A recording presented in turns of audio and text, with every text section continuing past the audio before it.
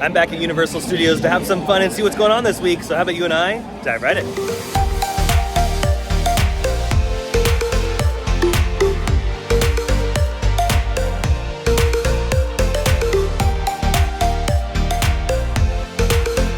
Alrighty, we've made it in the park. A very busy day at Universal Studios Hollywood. The park is actually sold out, so you cannot purchase tickets at the gate. It's only pre-purchased tickets and annual pass holders today. I don't think I can recall being here on a sold out day, so this is gonna be pretty interesting. Interesting, over here at the plaza, they still have work walls around it, so I'm wondering what the heck they're doing over here because all the Grinchmas stuff has been taken down. They could be working on the pavement or the fountains to get those up and ready to go for spring and summer crowds. But in the meantime, thankfully, we have these beautiful flowers to hold us over. Today's video is gonna be really good because then it gives all of you at home an idea of how crowded the park can get and what that looks like if you are coming here on a busy holiday weekend or just a weekend in general, or maybe even during the summer, because the park is going to be busy these next few months because Super Nintendo World has officially opened, so a lot of people are going to be coming in to experience that. Remember, when you get on property, when you get to Universal Studios Hollywood and into the park, remember to book your virtual queue for Super Nintendo World if it's available. Sometimes you'll get lucky, and if they're able to just let people walk in and out freely, then do that first. But if the virtual queue is on, go ahead and grab that so at least you're guaranteed to get inside Super Nintendo World at any point of the day. Let me correct myself there. The virtual queue will give you a time slot. You just select the time slot and your party size and you're good to go. Made it over here to Production Central because they've opened this back up. There's a lot of merchandise on sale in here. I'm sure they'll close this again very soon, but I mean, hey, why not? The park's busy. Try to sell some merchandise. Oh yeah, so they have like a hodgepodge of a bunch of different things there. Here's a bunch of Harry Potter stuff. At 50% off marked price. Ooh, they got some classic stuff over here. We got this E.T. Back to the Future shirt. That's cool. I love these VHS socks. This is great. Let's see how much. It's $26, so is it, yeah, 50% off marked price. Some exclusions may apply. I actually like these Jaws button-up shirts. Pretty cool. They're really soft too, by the way. Ooh, look at this. They got the Lunar New Year Minions popcorn bucket available for $29.99. And you still get your free refills on the day of your purchase. Very nice. Over here at the special effects show, still no visible progress on anything since its closure. So still a giant mystery as to what they're gonna end up doing with this. Now, most days at Universal, I don't really recommend getting the Express Pass, but on days like this, when the park is very busy, go ahead and grab one. And remember, if you didn't grab one earlier on in the day, sometimes later on in the day, they have like little deals where they knock off a few bucks, so you save a little bit there, and you can spend the rest of the evening at the park using the Express Pass. And here's a new thing, they have balloons here at Universal Studios Hollywood. How cool. I've been wondering when they were gonna do this, and they finally did it right at the opening of Super Nintendo World. So it's nice to see Universal doing the balloon game. And also Universal is selling an LED version, so at night the balloon can light up. Just very similar to Disneyland. Easy, good. Eyes on me, Blue. Eyes on me. It's okay. Good girl, Blue. There we go. Hold. Okay, so she's being just a little feistier than usual, but she is still responsive to my voice command. So we are prepared to begin the encounter. Please, first family, step forward, stand right there. Made our way down to the lower lot. I wanted to show you the virtual queue kiosk for Super Nintendo World. They're right over by Transformers around the building where the exit is. And these are very similar to the ones upstairs by Secret Life of Pets. Now, there isn't availability for the virtual queue right now, but what we discovered earlier and what I've mentioned before here on the channel is that Universal will repopulate the virtual queue depending on the crowd level. So what happened just a few moments ago is that they repopulated the virtual queue, and we were able to switch our virtual queue time because the original one that we had got when we got to the park was not until 7:55 in the evening. But since they repopulated it, you can change your virtual queue time to maybe an earlier one if it's available, which is actually a really nice feature if you don't want to stay at the park long, or if you want to try to get other things done around that particular time. If they repopulate it, you can change it, and it's just nice to have that option. And look at this, as I was recording this segment, they had just popped up. They go pretty quick, and now it's like not available, but they do pop up, they do get repopulated. So always check the Universal Studios app or down here by Transformers. And since we were able to switch our virtual queue, we made it into Super Nintendo World a little bit earlier. Keep going, keep going. Is that it? That's it. Yeah, there sure is a lot of people enjoying Super Nintendo World today. You know, I can't imagine Universal not thinking of an expansion right now. Like, this is so successful. Like, why wouldn't you want to expand this? I think they're working on something. They have to be, right, Michael? Don't you think they're working on some sort of expansion? Expand something. I mean, they're making so much money right now. Like, come on, Universal, give us more. We want more Nintendo. We're in line for the Koopa Troopa Power Punch. And then I think after this, we're going to see how long the line is for Mario Kart. And if it's a little too long, I think we're going to head back into the main theme park and do the studio tour to check up on the Halloween Horror Nights construction, because they put up one of the tents already. Can you believe it? February, and it's already time to start covering HHN. Also, just a little tip. When you hit blocks or when you're playing the games, don't hit the blocks with the thick end of the power-up band. You can hit it with your hand or your fist. You don't have to hit the power-up band, because over time that starts to hurt your wrist. Oh, you got it! Well done, well done. You get your key. Get your key. Alrighty, that was fun. Back to the warp pipe and back into Universal Studios Hollywood. And one more thing, as we're making our way back up to the upper lot, they added a little drink cart in Super Nintendo World. And they're adding like a few things here and there every single week, I've been noticing. Time for the world famous studio tour. It's been a hot minute since I've been on this. Oh yeah, a bit of a wait for the studio tour. It's worth it though. This is a classic here at the park. So Universal Studios is divided into two different sections. The front lot, which we're currently in. The back lot will be taking you into the other half of the tour. On the left side of the tram, you're looking at Universal Studios' oldest soundstage.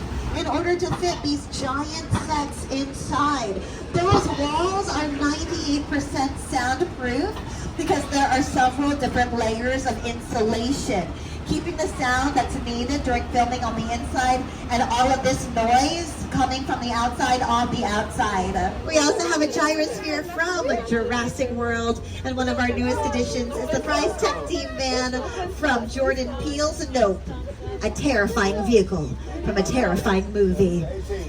And this last tank-looking vehicle is actually a Bradley fighting vehicle from the Transformers film. Not made out of metal or steel at all. It's made out of plywood. What? You just created the perfect setting for a flash flood.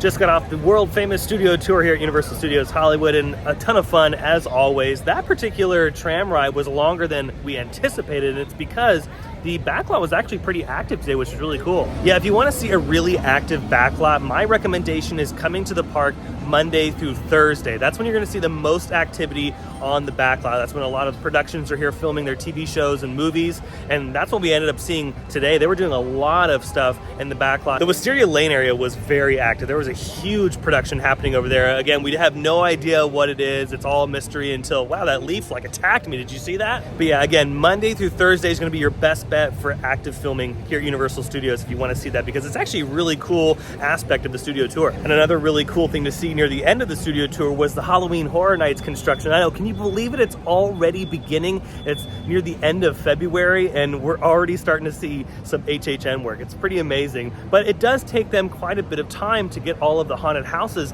up and ready to go and programmed and set dressed and all that kind of fun stuff for an opening in September, because that's usually when the event opens up. So yeah, we're gonna start seeing more and more as the year continues to move along, especially in the summertime. We're gonna see a lot of work in the summertime. But as far as the work happening in the Curious George surface lot, it's very early in production, so it's very hard to tell what it is. And I don't think we're gonna know exactly what it is until we get really close to maybe like July or August. But nonetheless, super exciting for HHN. I don't know if I'm going to work it this year. A lot of people think that I actually work at the park right now, and I do not work at the park, just to shatter those rumors. Yeah, I worked the 2022 season at Halloween Horror Nights. It was so much fun. I actually had a video on my character of what I did for the season. I'll leave that link down below in the description. I'll search through and I'll put it in the description so you can check that out. But it was a lot of fun. But yeah, I don't work here normally. It was just a seasonal gig. There's some people that think that I work here all the time. I used to. I actually worked the Walking Dead attraction when that was here And then in 2019, that's when I left the company, and YouTube is my full-time gig. But yeah, very exciting stuff for Halloween Horror Nights. I don't know where any of the other haunted houses are gonna go, but if we're using the previous years as clues, we're probably gonna see one down below right behind Revenge of the Mummy. We're probably gonna see one over by the sound stages where Super Nintendo World is. And that's just based off of what they've done in the past. So we'll keep an eye on that, especially in the summertime, because in the summertime, that's when a lot of the Halloween Horror Nights work starts to really ramp up. And maybe even the Parisian Courtyard over by the plaza, we'll probably see a haunted house over there too. But now that we're all finished up with the studio tour, let's make our way into Hogsmeade and enjoy the Wizarding World. You know, it's so cold out that I might end up getting a hot butter beer, because yeah, dang. Yeah, Michael, isn't it like freezing right now? Yeah, but it's cold. It's supposed to be raining here in the next couple days in SoCal, so just keep that in mind if you are coming to visit. Universal Studios and Disneyland stay open daily. They don't close for the weather. To be completely honest, I love coming to Universal Studios and Disneyland in the rain. It's less crowds. You don't have to worry about too many people running around. It's a really nice time to be here.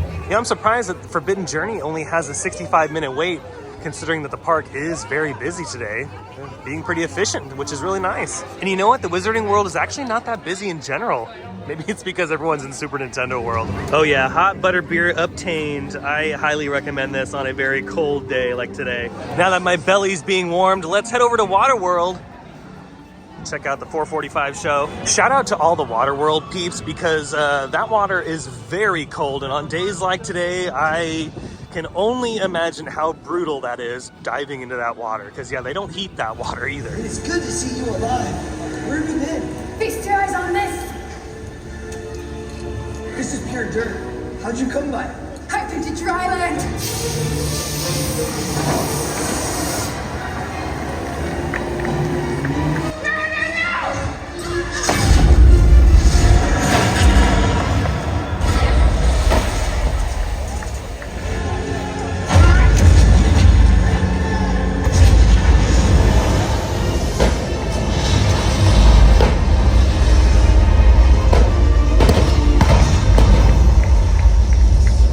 Always a great time watching Waterworld, but we've made our way back down to the lower lot because we were able to get into Super Nintendo World one more time before we head out. So yeah, let's play some games, hopefully ride Mario Kart, and then we'll slowly work our way back up to the park exit. And just like that, we've made it back in. Yeah, see, this is so nice that Universal repopulates the virtual queue so you can grab one again and again, keep going in and out of Super Nintendo World if you want to. All right, Michael, you got to get your power up, or hopefully a power up. Maybe no. You got. Oh, just kidding.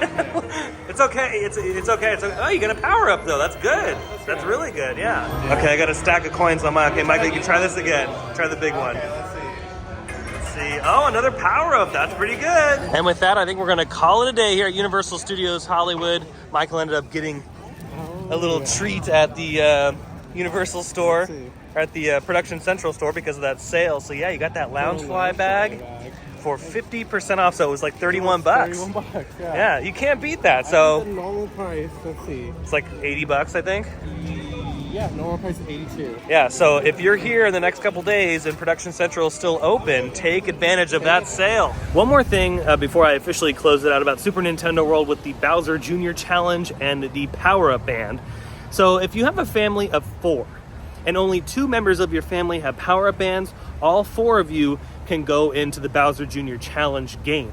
Now, if only 1 member of your family of 4 has a power-up band, only 1 additional person can go with you. So it's pretty much, if anybody has a power-up band, you get a +1 into the Bowser Jr. Challenge game. So just keep that in mind when purchasing power-up bands. If you know the mom and dad don't want to purchase a power-up band, that's totally cool. All 4 of you can still participate in the Bowser Jr. game if your 2 kids have power-up bands. Made it back to City Walk. Not too bad on the park exit, which is really nice, even though it was pretty crowded. And it's not too shabby here in City Walk right now, but that will change in the next about an hour and a half. But that's gonna do it for today's video from Universal Studios Hollywood. I hope you enjoyed it. If you did, go ahead and smash the thumbs up button. And if you're new to the channel and you love these videos and more from Universal or some of your other favorite theme parks, consider subscribing because I have brand new videos every single week. I have an Instagram account. I'll leave that link down below in the description. Be sure to check that out. But until the next video, I hope you have a beautiful day, morning, evening, whatever it is. And I'll see you next time in the parks. Bye.